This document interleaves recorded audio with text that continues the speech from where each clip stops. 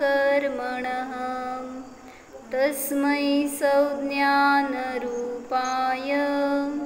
नमोऽस्तु परमात्मने योग्योपादानयोगेन दृशदः स्वर्णतामतां द्रव्यादिस्वादिसम्पत्तां वात्मनोऽप्यात्मतामतां वरं व्रतैः पदं दैवं नाव्रतैर्वतनारकं छायातपस्थयोर्भेद प्रतिपालयतोर्महान् यत्र भावः शिवं दत्ते द्योगियद्दूरवर्तिनी यो नयत्याशु गव्यूतिं क्रोशार्धे किं ससीदति। जवल पूज्यपादाचार्य भगवान की जय। पूज्यपादाचार्यांचं घ्यायचं का? तर हवा तुमचं सगळं घेऊ आपण. कुठं जात आहे? आत जावा, आत, बाहेर जाऊ नका. इकडे काय सांगितलं होतं चौथ्या श्लोकाचा अर्थ? ज्या भावाने आत्मा स्वर्ग मोक्षाला जाऊ शकतो, बरोबर, तोच भाव स्वर्गाला नेणार नाही का? नेऊ शकतो. बरोबर, सगळे पंढरी धान्य पेरलं तर त्याच्या धान्याबरोबर त्याला बरोबर. हां, छान. इथे या प्रवचनात तुमचंच घेऊ आपण दोघांचं. सगळे पंढरीकर एकापेक्षा एक पट्टे आहेत. तर आम्ही तुम्हाला शिकवतो हे चुकीचं आहे हो. ॲक्च्युली शिकवतो म्हणजे तुम्हाला सांगतो म्हणजे आमचं पात्रता नाही आहे ॲक्च्युली. अहो काय नाही, अल्प वगैरे सगळ्याच्यात महान शक्ती आहे. काय सांगितलं त्यांनी की जो उत्कृष्ट भाव आपल्याला मोक्ष देऊ शकतो, म्हणजे आत्मानुभव घेणारा प्रत्येक जीव आहे, त्याला आज नाही मोक्ष होऊ शकणार तर कुठं जाणार? तर तो जाणार स्वर्गाला. म्हणून सांगतायत जो तद्भव मोक्षगामी नाही अशा त्या जीवाची चर्चा आहे. त्याचे ते शुद्ध भाव, त्याला मोक्ष देण्याची शक्ती आहे, पण आत्ता तशी पात्रता नाही आहे, आत्ता तशी योग्यता नाही आहे. त्यामुळं सांगितलं तो जाणार कुठं? स्वर्गाला. पण स्वर्गासाठी पुरुषार्थ करणार नाही. म्हणून म्हटलं की तुम्ही भाव करा कशाचे हो? अनंत सुख मिळवण्याचे, अतिंद्रिय सुख मिळवण्याचे भाव करा तर इंद्रिय सुख सहज मिळतं. जसं सांगितलं ना कशामध्ये? विशापाहारच्या 9व्या श्लोकामध्ये सांगितलं त्यांनी. काय म्हणावं कोणाला? ते 9वा श्लोक आहे.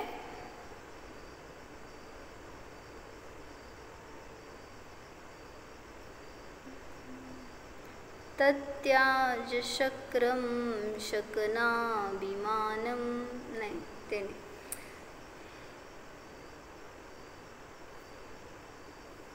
बरं, त्यात सांगितलंय की इंद्रिय सुख कसं असतं?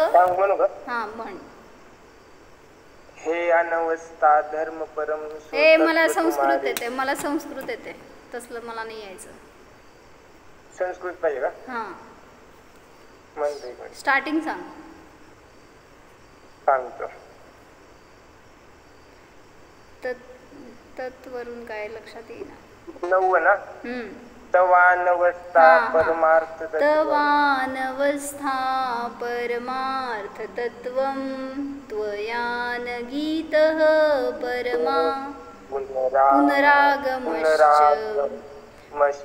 दृष्टं विहाय त्वमदृष्टमैषी विरुद्धवृत्तोऽपि समञ्जसस्त्वम्. काय सांगितलं त्याचा अर्थ? की तवानवस्था परमार्थ तत्व, भगवंतांची स्तुती आहे त्याच्यामध्ये. भगवंतांना काय सांगितलं? हे भगवान तुम्ही कसे आहात?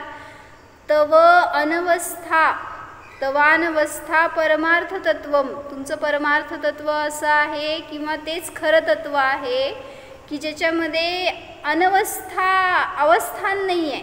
एके ठिकाणी तुम्ही सॉरी काय तवानवस्था परमार्थतत्वम त्वयान गीतः पुनरागमश्च, तुमचं अनवस्थान नाही आहे. म्हणजे एका ठिकाणी तुम्ही आता अवस्थित आहात. जसं तुम्ही तुमच्या ठिकाणी कसं आहे संसारी जीवांमध्ये एका ठिकाणी गेलात की दुसऱ्या ठिकाणी जावं लागतं, म्हणजे संसारामध्ये परिभ्रमण करावं लागतं. वर गेलेला खाली येतो, खाली गेलेला वर येतो, ह्याच्या अशी अवस्थान नाही आहे एके ठिकाणी. तुमचं अनवस्थित आहे तुमचं स्थान आपलं संसारी जीवांचं. पण भगवंतांचं कसं सांगितलं, परमार्थ तत्व तुमचं असं आहे की एका ठिकाणी तुम्ही स्थिर झालाय तर पुनरागमश्च काय तवानवस्था परमार्थ तत्वम त्वयान गीतः पुनरागमश्च, तुमचं पुनरागमन होत नाही. आणि दुसरं लाईनमध्ये सांगितलं दृष्टम विहाय त्वमदृष्टमैशी, हे भगवान आम्हाला दृष्ट सुख मिळते इथं काय की इंद्रिय भोग भोगतोय, सगळी संसारातली अनुकूलता मिळते, त्याचा आनंद घेतोय, त्या भोगातून आम्ही सुख मानतोय, हे दृष्ट सुख आहे. त्याला सोडून तुम्ही अदृष्ट सुख सांगताय. म्हणजे अदृष्ट सुख म्हणजे आत्म्याला जाणार तर अनंत सुख मिळतं, हे कोणाला विश्वास बसणारो? ज्याला साक्षात इंद्रिय सुख मिळतंय भोगायला, त्यातून आनंद भोगतोय, त्याला असं सांगितलं की तू हे सोड आणि ते ग्रहण कर. तर दृष्टम विहाय त्वमदृष्टमैषिही, तर अशी इच्छा करणारे तुम्ही दृष्ट सुखाला सोडून अदृष्ट सुखाची तुम्ही भोग घेता. तर असे विरुद्ध वृत्तोपी समंजसत्वम, हे भगवान तुमची विरुद्ध वृत्ती आहे सगळी, तरी सुद्धा तुम्हीच समंजस आहात. आम्ही सगळे कोण वेडे आहोत म्हणा बघू. म्हणजे आम्ही सगळे मूर्ख आहोत. ख म्हणजे इंद्रियामध्ये रमलेले असे मूर्ख आहोत म्हणून सांगायलात की हिंदी सांगायचं का, हे भगवान आप समंजस है. तो उसके लिए ये क्यों बताया मैंने कि इंद्रिय सुख अभी यहाँ पर दिख रहा है हमें, या आपको मिलेगा स्वर्ग में जाने पर इंद्रिय सुख, और मोक्ष के स्थान में कौन सा सुख मिलेगा, अतीन्द्रिय सुख है. तो आपको इंद्रिय सुख चाहिए क्या अतीन्द्रिय सुख? अतीन्द्रिय चाहिए. और क्या क्या रहे आप, इंद्रिय सुख की ही कोशिश चल रही है, या सभी पुरुषार्थ उसका ही चल रहा है इंद्रिय सुख मिलने प्राप्त करने का. तो इसलिए यहाँ पर बता रहे कि अगर आप शुद्ध भाव का अवलंबन लेंगे, शुद्ध स्वभाव को जानेंगे, तो उससे अतीन्द्रिय सुख मिलेगा. उसके साथ इंद्रिय सुख भी मिलने वाला है, वो इम्पॉसिबल नहीं है, या वो कुछ अलग उसके लिए पुरुषार्थ करना पड़ता है, ऐसा नहीं है. तो वो तो सहज साध्य है. जैसे उन्होंने अभी उदाहरण बताया, अगर आप खेती कर रहे हैं तो धान्य उत्पन्न करने के लिए खेती करते हैं, और कडबाच म्हणतात का त्याला हिंदीमध्ये काय म्हणायचं कडबाला, चारा जो रहता है ना पशु के लिए जो खाद्य रहता है ऐसा वो वेस्ट, उसके लिए हम पुरुषार्थ नहीं करते, उसके लिए खेती नहीं करते. तो इसलिए बता रहे हैं यहाँ पर आपका पुरुषार्थ उत्कृष्ट साध्य सिद्ध करने के लिए रहता है, लेकिन उसके साथ जो बाय प्रोडक्ट है वो मिलते ही है, तो उसके लिए आपको पुरुषार्थ नहीं करना है. अगर आप ऐसा पुरुषार्थ करेंगे कि मुझे तो इंद्रिय सुख भोगना है, वही प्राप्त करना है, हासिल करना है, ये कमाना है, वो कमाना है, वो लाना है, ये लाना है, उसका भोग लेना है, अगर इसके पीछे रहेंगे तो आत्मिक सुख कब भोगेंगे? उसको आत्मिक सुख नहीं मिलेगा. इसलिए सुबह हमने यही पढ़ा था पंचासिकाय में, क्या आया था उसमें प्रकरण, इंद्रिय विषयों में जो रत रहता है वो बहिर्मुख है, तो उसको अमूर्तिक विषय नहीं दिखेगा. क्या समझ में आया? जो विषयों में रत है तो वो इंद्रिय सुख ही भोग रहा है, मूर्तिक विषय का ही आनंद ले रहा है, तो उसको अतीन्द्रिय सुख कैसे मिलेगा? मतलब वो बहिर्मुख जीव है, उसको अमूर्तिक आत्मा नहीं मिलेगा. इसलिए आपको थोड़ी सी दृष्टि हटानी है बाहर से और स्वयं को जानने का पुरुषार्थ करना है। जो अमूर्तिक विषय है उसको ध्यान में लेना है, ज्ञान में लेना है, तभी हम भी अतीन्द्रिय आनंद का स्वाद ले सकते हैं। तो कल हमने देखा था, तिकडे आहे भैया इष्टोपदेश आहे का? आत्मध्यान की भावना सहित जो शुभोपयोग होता है तो उसको व्रत का फल जो स्वर्ग सुख वो इच्छा न करते हुए भी प्राप्त होता है। मोक्ष सुख तो आत्मध्यान से ही मिलेगा, लेकिन स्वर्ग सुख उसको बिना इच्छा करते ही मिलेगा। जैसे मुनिराज है और वो तपस्या कर रहे हैं तो उनको स्वर्ग मिलेगा कि मोक्ष मिलेगा? अगर वो तद्भव मोक्षगामी नहीं है तो उनको स्वर्ग मिल सकता है, क्योंकि उनकी भावना ऐसे उनके परिणाम, ऐसा उनका अनुभव उत्कृष्ट है, तो उससे उनको स्वर्ग सुख प्राप्त हो जाता है।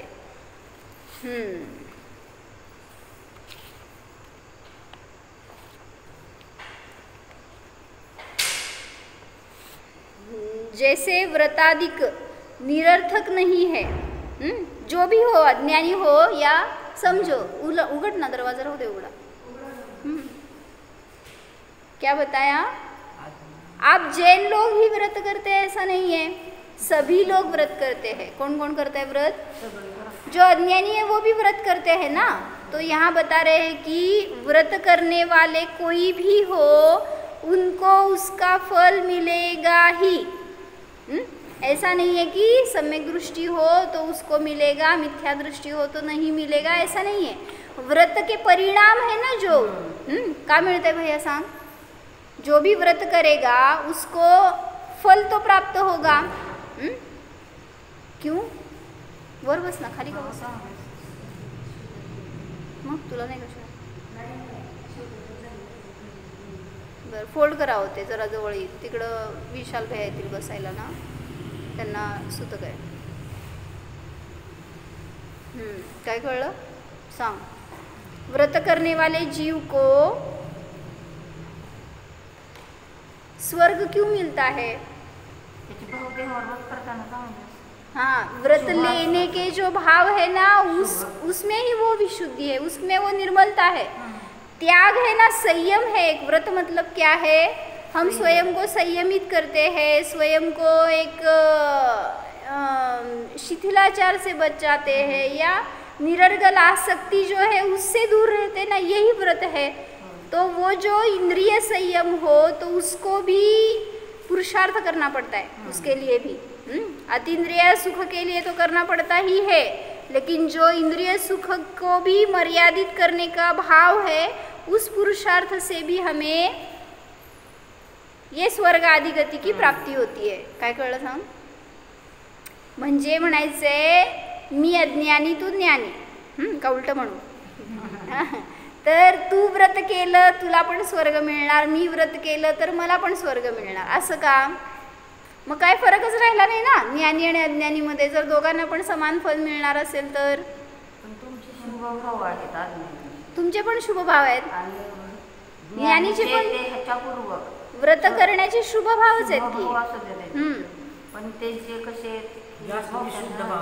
विशुद्ध करून मग परत शुभात येतात, म्हणजे शुद्धोपयोग सहित शुभ भाव आहेत, तर त्याला तर स्वर्ग सुख मिळणारच। पण जो अज्ञानी आहे तो सुद्धा जे संयमाचे भाव करतो त्याचं फळ त्याला असं इंद्रिय सुखाची प्राप्ती होते, कारण स्वर्गामध्ये इंद्रिय सुख आहे सगळं। आता 5व्या श्लोकामध्ये तेच सांगणार आहेत की स्वर्गामध्ये काय काय सुख असतं। काय प्रसन्न भैया, स्वर्गात काय काय सुख असतं, काय काय दुःख असतं शिकून आलो। कुठं शिकलो? हां, अरे च्या स्वर्गात काय काय सुख असतं कुठं शिकलो? दुःख दुःख, हां स्वर्गात काय काय दुःख असतं कुठं शिकवलंय हो? कुठल्या ग्रंथात शिकवलं? छडाला मध्ये शिकवलं ना, शिकलाय का विसरलाय? छडालेमध्ये सांगितलं ना सगळ्या चारी गती दुःख आहे, आता याच्यात सुख आहे सांगायला लागले. काय पाहिजे हो तुम्हाला? स्वर्गामध्ये सुखच सुख असते. लगेच आपलं 5वं श्लोक शिकायला तयार सगळेजण. का आम्हाला स्वर्गात जायचं आहे आणि भोगायचं आहे. किती देवांगना असतात तेवढं सांगा म्हणतात पहिल्यांदा. सगळ्या अप्सरा एकापेक्षा एक. किती पाहिजे प्रसाद भैया, विशाल भैया? एक बास झाली. याप्रमाणे जसे व्रताधिक निरर्थक नाही तसे आत्मध्यान देखील. म्हणूनच मला सांगायचं होतं की जेव्हा सल्लेखना साधताय ना त्यावेळेस तुम्हाला व्रत घ्यायची का प्रेरणा करतात हो? त्यावेळेस शक्ती नाही आहे तुमची, किंवा काय म्हणायचं त्यावेळेस तुम्ही भोगू पण शकत नाही. काय मग व्रताची प्रेरणा का देतात? कारण ते संयमाचे जे संस्कार असतात ना, ते जे भाव असतात ना, ते उज्ज्वल भाव आहेत. त्यामुळं तुम्ही तेवढं काय म्हणायचं संयमित झाला त्या विषयाच्या प्रती. जसं म्हटलं तुम्हाला 10 तोळे सोन्याची मर्यादा. जर आता कोणी समजा सल्लेखना घेतली, नियम सल्लेखना कोणी जीवानी, तर तुम्हाला 10 तोळ्यापेक्षा मी जास्त घालणार नाही. आता किती हाव होणार हो त्याच्या पुढची? घालत तर नाही, असलं तरी सुद्धा घालत नाही कोण, हे तर मी सांगू शकते. पण तरी सुद्धा घालायचे जे भाव आहेत ना ते थांबले. त्याच्या निमित्तात होणारा पापाश्रव थांबला, म्हणजेच दुर्गतीचा बंध टळला. जे तुम्ही आता अमर्याद आहेत ना, जिथं तुमचा आता संयम नाही आहे, किती भोगायचं आहे, संयम केलाय का आपण? काय भैया तुम्ही लोक तर काय भोगत नाही, सगळं तर बायकांनाच भोगायला देता. पण आपल्यासाठी नियम केला का? करायचा तसा. म्हणजे मी आज 1 दिवसात रोज म्हणा किती तोळे घालायचे असते तो? पुरुषांचं कशाला तुमचं सांगा मला. पुरुषांचं मी सांगते. होय बस का, एक काढून नेलं की त्याचं पोटच भरता येणारच आयुष्यभरासाठी. तर म्हणजे मला म्हणायचं की तुम्ही घालता किती, समजा असेल तुमच्याकडे 10 तोळे 20 तोळे, तर तुम्ही रोजची मर्यादा करा ना. आज मी 10 तोळ्यापेक्षा जास्त घालणार नाही. तेवढ्या निमित्तात सुद्धा बाकीचे आश्रव थांबले. पापाश्रव नाही तर चालूच राहिलेत. घालत नसताना सुद्धा पापाश्रव आहे, घालताना तर आहेच आहे, पण नाही घालत असताना फुकट चाललंय का नाही? म्हणजे जसं म्हणलं एखादी वस्तू तुम्ही रेंटनी आणली आहे बरं का, आणि तुमच्याजवळ ठेवली आहे, पण ते तुम्ही यूजच करत नाही. काय झालं? भाडं चाललंय का नाही? फुकट चाललंय भाडं. मग वापरा तर ना, असं म्हणायचं का? म्हणजे घर घेऊन ठेवलंय समजा भाड्याने एकीकडं, आणि ते वापरत नाही आपण, दुसऱ्या गावाला असेल, कुठं मुंबईला, आणि सगळे इथे येऊन राहिला. आता मुंबईच्या घराचं भाडं सांग, त्यांना सांगायचं मालकाला मी कुठं वापरलंय, मग भाडं कशाला देऊ 1 महिन्याचं? म्हणजे असं फुकट आपलं पुण्यसुद्धा खर्च होत आहे. म्हणून सांगतायत संयमित करा. जेवढं घ्यायचंय तेवढं करा, पण त्यापेक्षा अधिक ठेवा, पण तरी सुद्धा संयमाचं महात्म्य आहे ते.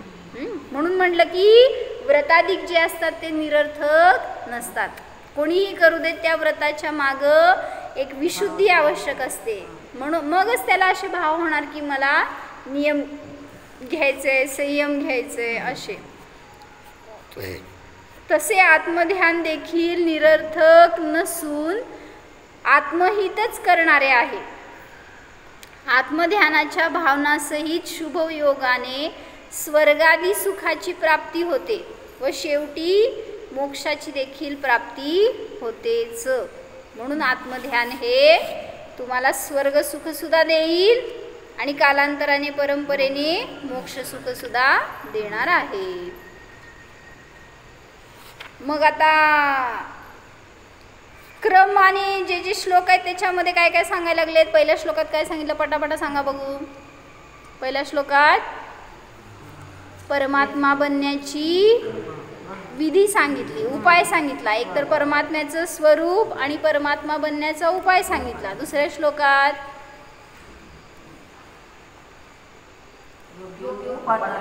काय सांगितलं, त्या परमात्मा बनण्यासाठी उपादान काय आणि निमित्त काय, ते उपादान तुमच्याजवळ आहे हे सांगितलं. तिसऱ्या श्लोकात काय सांगितलं, मग ते तुम्हाला जर काय म्हणायचं, तो परमात्मा जर पद प्राप्त करायचं आहे किंवा परमात्मा स्वभाव प्राप्त करायचा आहे तर त्याच्यासाठी अव्रतामध्ये आयुष्य घालवू नका. थोडंसं व्रतामध्ये घ्या, स्वतःला संयमित करा, त्याच्याद्वारे तुम्हाला स्वर्ग सुखाची प्राप्ती होते हे सांगितलं. 14 श्लोकात काय सांगितलं? जो भाव तुम्हाला मोक्षाला देतो तो स्वर्गाला पण देणारच. म्हणजे 3ऱ्या श्लोकात सांगितलं होतं व्रताने स्वर्ग सुख प्राप्त होतं. मग इथं सांगतायत की स्वर्गासाठी पुरुषार्थ करू नका, मोक्षासाठी पुरुषार्थ करा तर स्वर्ग मिळणार आहे. आता 5व्या श्लोकात सांगतायत जर तुम्ही व्रत केला तुम्हाला स्वर्ग मिळालं तर तिथं काय काय असतं तर ते सांगायला लागलेत आता. इंटरेस्टिंग. जर स्वर्ग सुख मिळते व्रताधिकांच्या द्वारे किंवा आत्मध्यानाच्या द्वारे तर ते स्वर्ग सुख कसे असते ह्याच्यासाठी म्हणून पुढचा श्लोक सांगते. खडू कुठे गेलं माझं?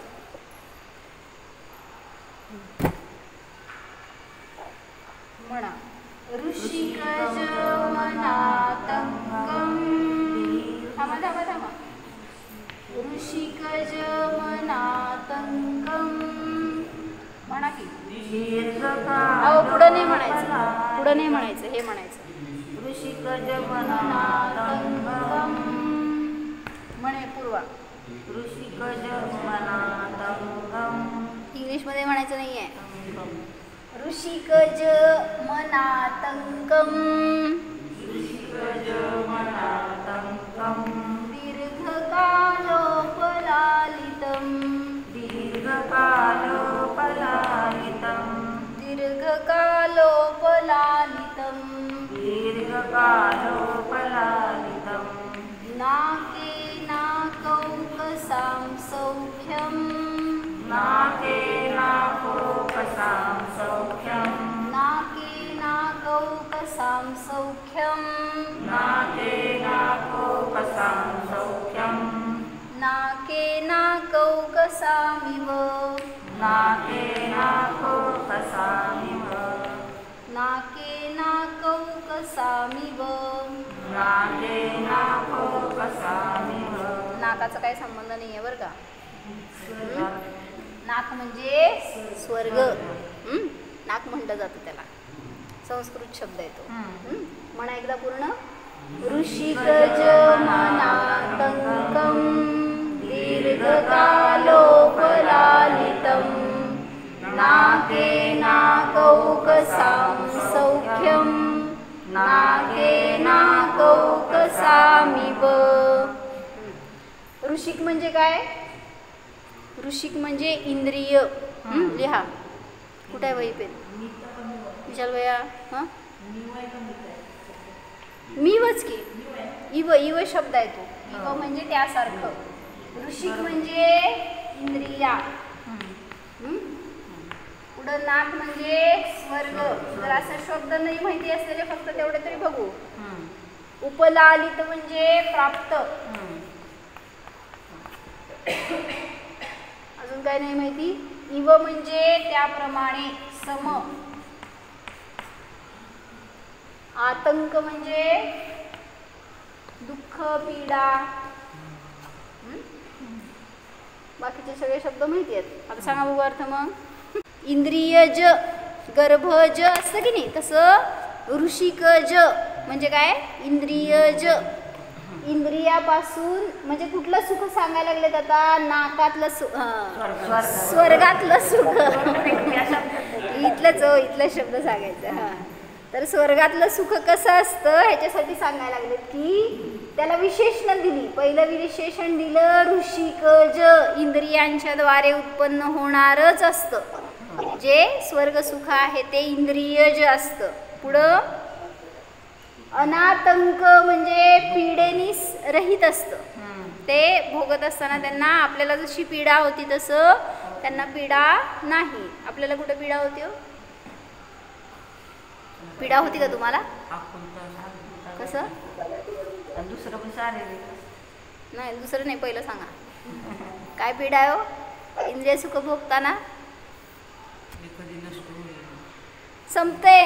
तुमचं इंद्रिय सुख हे नष्ट होणारं असते, त्यात बाधा येणारी असते. परत ते विषम असते, आज चांगलं वाटलं तर उद्या चांगलं वाटत नाही, वेगळ्या वेगळ्या प्रकारची दुःख आहेत हो, तुम्हाला माहीत नसतं तर सांगते. तर म्हणून सांगायलेत की तसं स्वर्गातलं नाही आहे. स्वर्गात पाहिजे तेवढे भोग आहेत, पाहिजे तेवढं सुख आहे, पण ते कसं आहे, इंद्रियज आहे आणि पीडेने रहित आहे, दीर्घकाळापर्यंत उपलालित प्राप्त होणार आहे.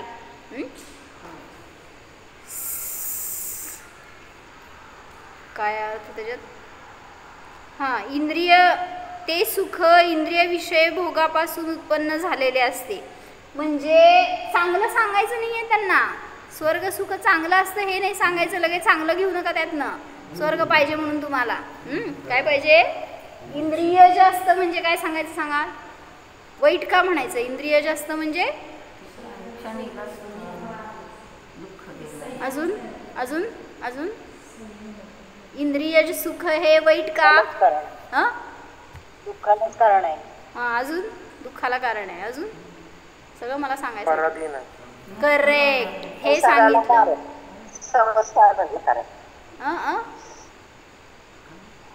संसाराला कारण. बरं, ठीक आहे. पण हे सांगितलं ना जे प्रज्वलनी, ते उत्तर पाहिजे. पराधीन आहे, ऋषिकज आहे ना ते, म्हणजे इंद्रियांच्या द्वारे उत्पन्न होणार जे जे आहे ते इंद्रियांच्या अधीन आहे. तुमचे इंद्रिय चांगले असतील तर बघू शकणार, नाहीतर टी व्ही बघायचे आणि डोळे खराब झालेत, समजा काय ऑपरेशन झालंय आणि चष्मा घातलाय, तुम्हाला दिसतच नाही, डोळे बंद केलेत, बघा बघू टी व्ही मोबाईल, पराधीन आहे. म्हणून सांगितलं की इंद्रियज सांगत असताना त्यांना चांगलं सुख नाही सांगायचंय, सगळी विशेषण तुम्हाला तोडायसाठी आहेत ॲक्च्युली तिथं, पण तुम्ही त्या स्वर्गातच घुसायचंय म्हणून ते चांगलं बघताय. कसं आहे हो, इंद्रियज सुख हे नियमाने म्हणा, बघू गाथा, गाथा म्हणा 72 नंबरची, 172 का 72, प्रवचनसारची 76 नंबरची आहे. कुठली? सपरम सपरम बाधा सहितम विच्छिन्नम बंध कारणम विषमम जमिंद्रिये हिमलद्धम तम सोखम दुःखमेव तहा. काय सांगितलं? इंद्रिय जे सुख कसं असतं, विशेषण दिली आहेत त्याला, लिही असं यायचं असतं, हात हलवत. विशाल भैया अनएक्सपेक्टेड आहे तुमच्याकडनं, लिहा मोबाईलमध्ये. चला, काय सांगितलं पहिलं? इंद्रियज सुख कसं असतं, सपरम म्हणजे काय हो? प्रसन्न भैया घे भाई. सपरम म्हणजे पराधीन असतं, पराची अपेक्षा असते त्याला, म्हणून सपर म्हणलं. दुसरं, इंद्रिय सुख कसं असतं, बाधा सहित असतं, म्हणजे कुठल्या ना कुठल्या प्रकारची त्याच्यामध्ये बाधा असतेच. उदाहरण,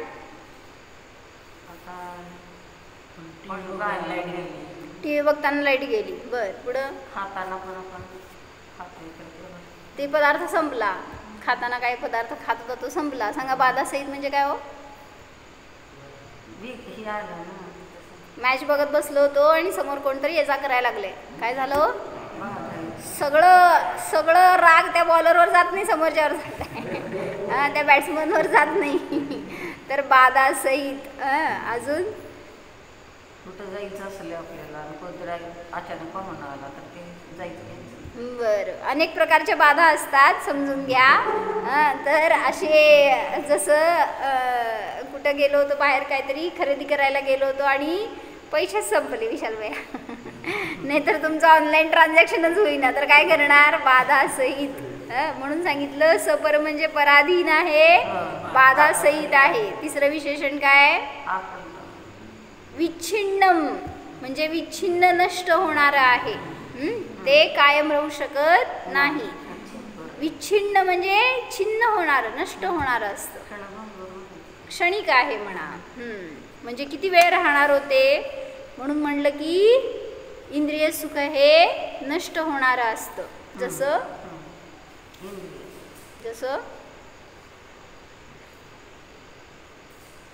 इंद्रिय सुख हे नष्ट होणारं असतं. जसं सांग प्रसन्न, काय काय इंद्रिय भोगतो सांग, म्हणजे मी सांगते तुला ते कसं नष्ट होणार असते.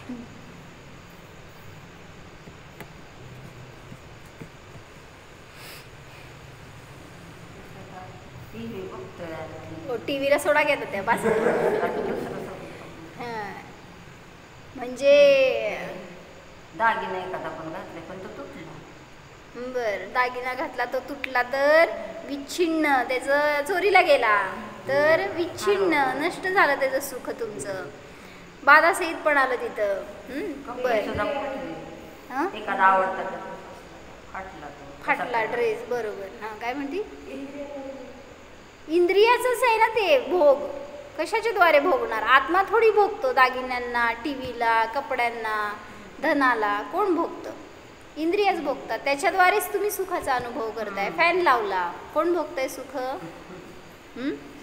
शरीर भोगतंय का इंद्रिय जीव भोगतोय? तर तिथे सांगितलं की ते कसं आहे, सपरम बाधासहितम, जाऊन सांगायचं मानना सगळे विशेषण. पराधीन आहे, बाधासहित आहे, विच्छिन्न, नष्ट होणार आहे. पुढं सांगितलं बंध कारणम, म्हणजे नियमाने ते बंधाला कारण आहे. मग सगळ्या प्रकारचे इंद्रिय सुख बघा, जेव्हा तुम्ही इंद्रियांच्या अधीन होणार तेव्हा नियमाने ते निर्जनेला कारण नाही आहे, बंधालाच कारण आहे. आश्रव बंधच चालू राहणार. प्रत्येक इंद्रियांचं भोग बघा, स्पर्शेंद्रिय, रसनेंद्रिय, घ्राणेंद्रिय, चक्षुरेंद्रिय आणि कर्णेंद्रिय. एखादं म्युझिक ऐकतोय आपण, समोर निर्जर आहे का आश्रव बंध आहे? तर एके ठिकाणी त्यांनी सांगितलं, असं वाचलं मी, की जर तुम्हाला पिक्चरचं गाणं ऐकायचे भाव झाले पूर्वा, हो म्हण, तर त्याच्या निमित्तात तेवढ्या वेळासाठी तुम्ही अनेक प्रकारांनी ज्ञानावरण कर्म बांधता. वाटतंय का असं आपल्याला? म्हणजे असं मी कोणाला सांगायला गेलं तर पटणार नाही, पण तिथं सांगितलं की तुम्ही तुमच्या ज्ञानाचा उपयोग चुकीच्या मार्गामध्ये लावला ना, तर तिथं त्याच्यात आणि आसक्ती झाली, आनंद मानला, ते गाणं छान आहे, आणि जेवढ्या काळपर्यंत तो ज्ञान त्या गाण्याचा आनंद घेताय ना तुम्ही, तेवढ्या काळपर्यंत तुम्हाला ज्ञानावरण त्याचा आश्रवबंध चालू झाला. तसं तर निरंतर आश्रवबंध आहे ज्ञानावरणाचा, दर्शनावरणाचा.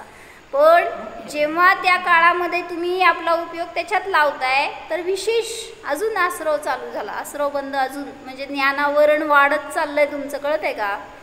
किती गाणे ऐकायचे भैया?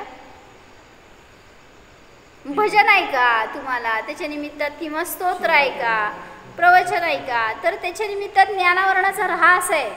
पण असं नाही वाटत ना आपल्याला.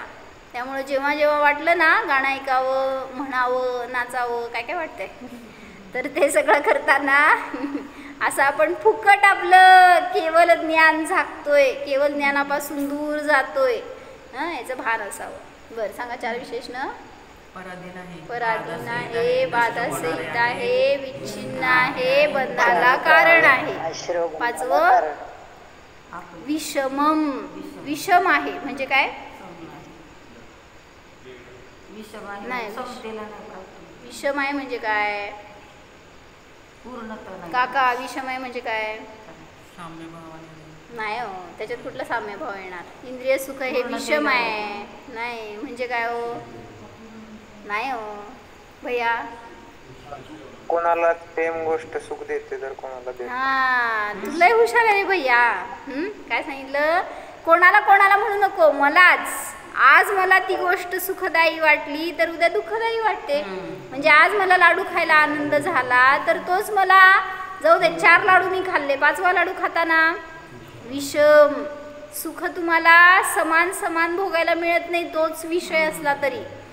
म्हणून सांगितलं ते घटत्या उपयोगितेचा सिद्धांत म्हणतात ना. जसं तुम्हाला नवीन वस्तू आली घरामध्ये काय, तर त्याचं अट्रॅक्शन किती दिवस? 4 दिवस, 8 दिवस, 9व्या दिवशी काय झालं? 10व्या दिवशी तर बघत सुद्धा नाही त्याच्याकडे आपण. 11व्या दिवशी विसरून गेलेलो असतो हाय घरामध्ये म्हणून. म्हणजे असं सांगितलं विषम आहे इंद्रिय सुख हे. आज तुम्हाला सुख वाटते तर, जसं मोबाईल नव्हता ना जेव्हा, तेव्हा ते छाया मोबाईल होता ना छोटं, तर ते होतं घरामध्ये बरं का. आणि मी माताजींकडे होते पंढरपूरमध्ये, आणि आम्ही ते पेन ड्राईव्ह घेऊन फिरायचो जवळ आम्हाचे प्रवचन ऐकायला म्हणून. आणि मला ऐकवायचं असायचं आमच्या पप्पांना, त्यांच्याकडे पण तसलं ते बिना अँड्रॉईड नव्हतं त्यांच्याकडे, पण छोटं मोबाईल होतं. मग त्यांना कसं ऐकायला मिळेल ह्याची माझी धडपड असायची, कारण ते इकडे येणार किती कधीतरी, तर त्यांना पण मिळावं म्हणून मी आपलं ते दुसऱ्या एका पेनड्राईव्हमध्ये घालून देणार, ऐकवणार. आणि त्यांनी पहिल्यांदा आणला अँड्रॉईड घरामध्ये. मग मला किती आनंद झाला की त्यांना आता ऐकायला मला फॉरवर्ड करता येईल, त्यांना ऐकायला मिळेल आता. तर जोपर्यंत नव्हतं ना अँड्रॉईड घरात, तोपर्यंत इकडून तिकडून मिळवून मिळवून ऐकणार. सगळी प्रवचनं जी काही चांगली चांगली वाटणार ना, सगळी इकडून तिकडून ऐकणार, पकडून पकडून मिळवून. प्रवासामध्ये असं कुठं गेले ना, सारखं जायचं प्रवासामध्ये, तर ते 1 तास 2 तासाचा प्रवास, तर 2-2 प्रवचनं ऐकून व्हायची. पण जेव्हा अँड्रॉईड आलं ना हातामध्ये, आता विचारा मला किती ऐकते. असं दुःख होतं ना की साधन जवळ आलं तर ह्याला म्हणायचं विषम. म्हणजे तेच साधन आहे, पण कधी त्यातनं सुख मानतोय, कधी त्याला दुःखाचं कारण मानतोय. म्हणून म्हणलं काय, कधी इंद्रिय सुख आपल्याला सुख देणार, इंद्रिय विषय सुख देणारे नसतात, नियमाने ते दुःखाला, बंधालाच कारण असतात. म्हणून आज नाही, आता तुम्ही जेवणार नाही आहे, उद्या जेवताना विचार करा की मी हे जेवतोय तर ह्याच्यातून मला सुख येतंय का दुःख येतंय. काय भैया मम्मी काय काय करून खाऊ घातली, सुख आलं का दुःख आलं. म्हणजे आपण ते खाताना आपल्याला वाटतंय की आपल्या आवडीची चीज आहे आणि खातोय, तर ते सुखाचं कारण का दुःखाचं, बंधाचं कारण का निर्जरेचं. मग उद्या एक घास खाताना सुद्धा आठवायला पाहिजे आपल्याला, काय पूर्वा, मी हे खातीये ते आसरव बंद खातीये. काय खातोय म्हणजे हे सगळं मला बंधालाच कारण आहे, असं जेव्हा कळणार त्यावेळेस आपण स्थिर होऊ शकतो ना. म्हणून सांगतायत की जरासं तत्वज्ञान पाहिजे त्याच्यासाठी. आपण सगळं राग येणार नाही का, भाजी खारट झाल्यावर, चांगली झाल्यावर पण आसरव बंद आहेच, खारट झाल्यावर पण आसरव बंद आहे. तुम्हाला वाटतं तेव्हाच आसरव बंद आहे. चांगली झाल्यावर जास्त होय, सांगते सुनबाईंना थांबा, चांगला स्वयंपाक करू नको म्हणून. बरोबर आहे. म्हणजे इंद्रियांची आसक्ती नको राहायला. मग तिथं मुनिराजांचं जीवन बघा ना, त्यांना इंद्रिय सुख भोगताना काय भाव असतात आणि आपल्याला काय भाव असतात. इंद्रिय सुख त्यांना भोगायचं नाही आहे, पण तरी इंद्रियांचं आता हे जे आहार ग्रहण करतात हे भोगच आहेत इंद्रियांचे. पण ते किती निरासक्त रूपाने त्याच्यामध्ये काय म्हणायचं, आपलं उपयोग न अडकवता ग्रहण करतात ते पण आपलं ग्रहण करणं, आपलं भोजन वेगळं आणि त्यांचं भोजन वेगळं. म्हणून त्यांच्या भोजनाला आहार म्हणतात, तुमच्या भोजनाला जेवण म्हणतात ना. भोजन म्हणाल, जेवण म्हणाल, म्हणजे म्हणून सगळी शब्द पण वेगळी वेगळी वापरली. म्हणून तुम्ही असं एक ठिकाणी सांगितलं होतं की तुमच्या घरी आज त्यागी येणार आहेत, म्हणून तुम्ही सवळं केलं, चौका केला आणि शुद्ध भोजन बनवलं. तेच भोजन घरातले सुद्धा जेवणार आहेत बरं का. आज त्यागी येणार आहेत म्हणून तुम्ही सगळं भोजन बनवलं आणि सगळ्यांना जीव घातलं, आणि उद्या सगळ्या घरातल्यांसाठी बनवलं जेवण. काय फरक झाला. तेच भोजन बनवलं आज पण आणि उद्या पण, फरक काय झाला. काय विशाल, दोन्ही ठिकाणी आश्रव आहेत तुम्हाला, आरंभ क्रिया आहे.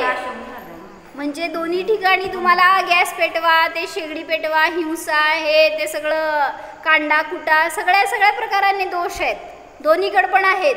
त्यागीला खाऊ घाला नाही तर घरातल्याला खाऊ घाला, पण दोन्हीमध्ये फरक का आहे. ही आसक्तीपूर्वक. तर निर्मोही जीवाला खाऊ घालण्याचं तुम्हाला पुण्य लागणार आहे, आणि घरातल्या मोही जीवांना खाऊ घालताना काय विशाल भैया. म्हणजे आपण कोणाला खाऊ घालतो सांगा. आपल्या घरामध्ये त्यागी आले आणि त्याला जर आपण खाऊ घातलो तर आपण जेवतोय ना, तेच तो पण जेवतोय, पण तरी सुद्धा त्यांनी त्या भोजनाचा वापर साधनेसाठी केला, तुम्ही काय केला हो. म्हणून सांगितलं की आपण जे काय भोजन करतो तर त्याचं मोहाच्या वृद्धीसाठी कारण ठरणार ते.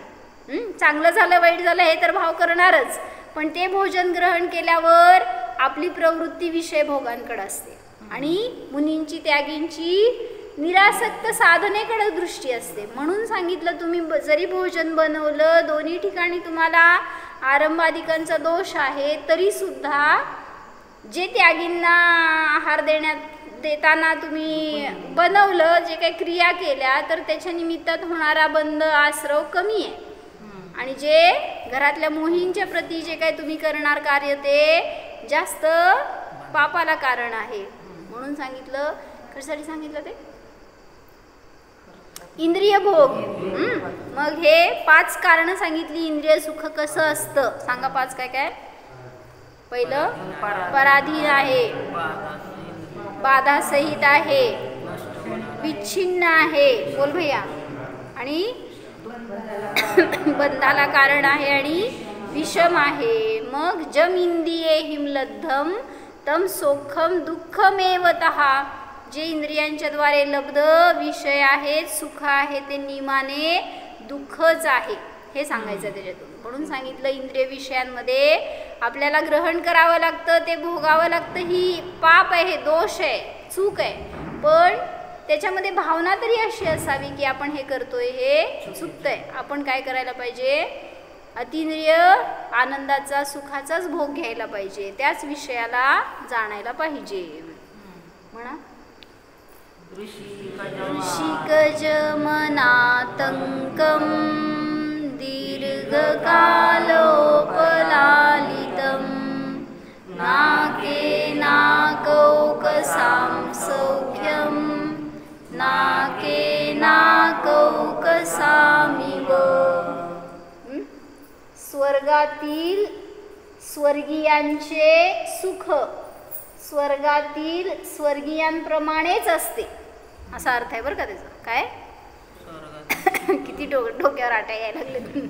म्हणजे सांगते त्याला, उद्या आपण जास्त एक्सप्लेन करू. असं सुख असतं की ते त्याला कंपॅरिझन नाही आहे. म्हणजे स्वर्गातलं सुख, इथं एखादं एक्झाम्पल सांगा बघू, तिथं कसं सुख असतं स्वर्गात? असलं नाही, तुला इथलं माहित आहे, सगळं काम करते म्हणून. तिथलं सुख इतकं डिफरंट आहे, इतकं उत्कृष्ट आहे, इतकं वेगळं आहे ना, त्याला तुम्ही इथल्या कुठल्याही सुखाशी तुलना करून सांगू शकत नाही.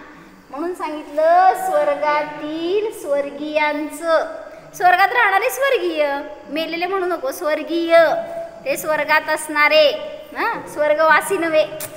स्वर्गवासी म्हणा, स्वर्गीय म्हणा, देव म्हणा, सगळे एकच. तर स्वर्गातील स्वर्गीयांचं सुख स्वर्गातील स्वर्गीयांप्रमाणेच असतं. म्हणजे सांगायचंय त्याला अन्य तुलना नाही, त्याच्यासारखंच आहे. सूर्य किती तेजस्वी असतो, समुद्र किती मोठा असतो, पृथ्वीची किती विशालता असते, आकाश किती मोठं आहे भैया, त्याच्यासारखंच, त्याला दुसरी तुलना नाही. आत्मा किती सुंदर आहे हो, म्हणजे असं अनुपम तिथलं सुख सुद्धा अन्य कुठलं तुम्हाला माहित नाहीये, म्हणून सांगावं लागतंय ते तिथलं सुख तिथल्या सुखासारखंच आहे, त्याला दुसरं काही कंपॅरिझन नाहीये. मग ते कसं आहे ह्याच्यासाठी ही विशेषणं दिली. ऋषिकज इंद्रियांच्या द्वारे उत्पन्न होणार आहे, अनातंक म्हणजे पीडेने रहित आहे, दीर्घ काळापर्यंत उपलालित म्हणजे कारण तिथलं आयुष्य दीर्घ आहे कंपॅरेटिव्ह टू मनुष्य तिर्यंच. मग यांच्यापेक्षा देवांचं आयुष्य जास्त आहे. किती? हां, सागर म्हणजे असंख्यात वर्षांमध्ये असतं त्यांचं आयुष्य. आणि मनुष्यांचं आयुष्य मॅक्झिमम 3 पल्य. म्हणजे पल्य हे पल्य पण किती मध्ये जाते हो, मोठं आहे ना, नाही मोठं म्हणायचं नाही हो मला, म्हणजे संख्या देते का असंख्या देते असं मला म्हणायचं. केला केस घातली काढली, हां ते पल्य म्हणजे कमी आहे, सागरापेक्षा कमी आहे. 84 लाख, हां 84 लाख पूर्व. पल्य पहिल्या 3 काळातल्या जीवांचं असतं आयुष्य पल्ल्यामध्ये, भोगभूमीतल्या जीवांचं. 3 पल्य, 2 पल्य आणि 1 पल्य. आणि मग चतुर्थ काळापासून घटत जातं. मग ते लाखामध्ये आयुष्य होतं जेव्हा आदिनाथ भगवंतांचं. हां बरोबर.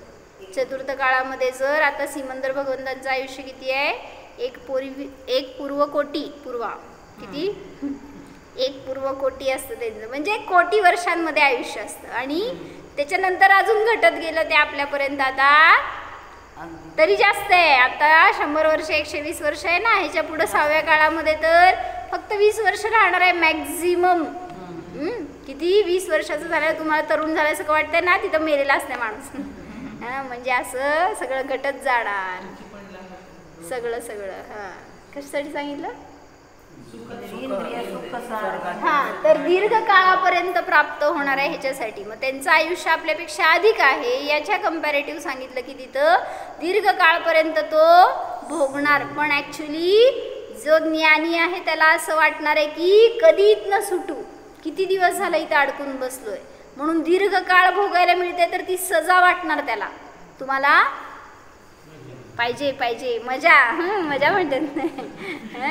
मजा वाटते का सजा वाटतीये, तिथे गेल्यावर कळणार आपल्याला. म्हणून असं सांगितलं की बाहेर कुठंही सुख नाही, इंद्रियांमध्ये सुद्धा सुख देण्याची शक्ती नाही आहे, कारण ते सुखाचं साधन नाही आहे, ते तर अचेतन आहे. मग भोगतोय तर जीव स्वतःच्या ज्ञानालाच भोगतोय आणि त्या ज्ञानातून आनंद येतोय. म्हणून काल मी एका वाक्य ऐकलं, समता स्वभाव कशाला म्हणायचो? समता म्हणजे काय विशाल बाया? नाही, असं मोठे मोठे शब्द नको मला. समता म्हणजे काय?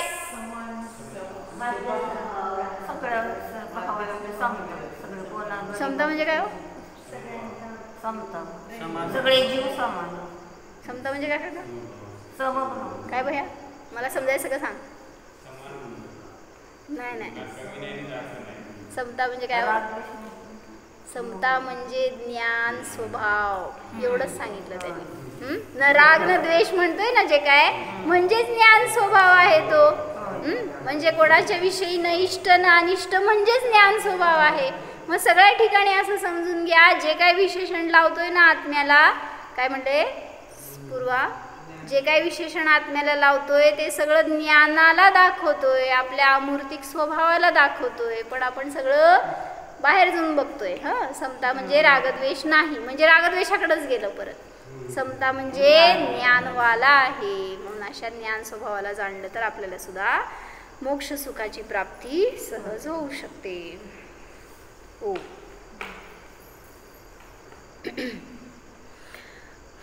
प्रसन्न सांगतो काय? सांग भैया, बघू की मुंबईचं धर्म, मुंबईचं ज्ञान, मुंबईचं सुख जाणा. हा मी अतींद्रिय स्वरूपी अमूर्तिक सुखवान जीव आहे. पहा, या आत्म्यामध्ये अनंत सुख आहे, अनंत ज्ञान आहे, अनंत आनंद आहे. अनुभवा. हा मी आत्मा निसंसार स्वरूप आहे, मोक्ष स्वरूप आहे. या आत्म्यामध्ये पीडा नाही, बाधा नाही, पराची अपेक्षा नाहीच.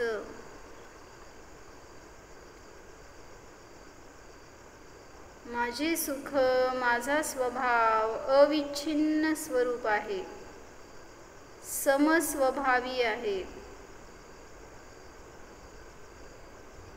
अबंध स्वरूप आहे. जाणा. मी जीवच आहे. निर्णय करा. जीवोहम न्यायक स्वरूपोहम.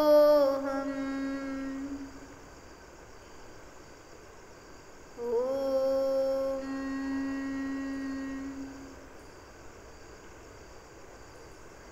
विसर्जन.